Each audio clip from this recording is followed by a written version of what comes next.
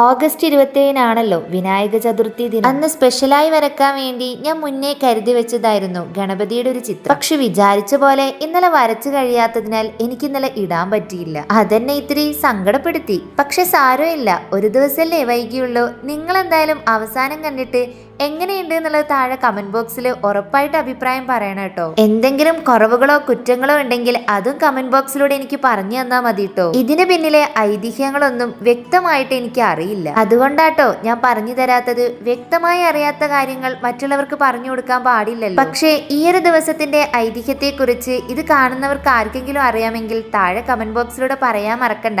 അറിയാത്തവർക്ക് കൂടി അറിയാൻ പറ്റുമല്ലോ. ഇതാണ് നമ്മൾ അവസാനമായി വരച്ചു കഴിഞ്ഞപ്പോഴുള്ള മുഴുവൻ കാഴ്ച. എങ്ങനെയുണ്ട്? ഭംഗിയുണ്ടോ? എനിക്കെന്തായാലും ഒരുപാട് ഇഷ്ടമായി. ഒരു ദിവസം വൈകിയെങ്കിൽ എന്താ, മുഴുവനായിട്ടും വരച്ചു തീർത്തിട്ട് ഇടാൻ പറ്റിയല്ലോ. അപ്പൊ ഇഷ്ടപ്പെട്ട സബ്സ്ക്രൈബ് ചെയ്യാൻ മറക്കണ്ട കേട്ടോ.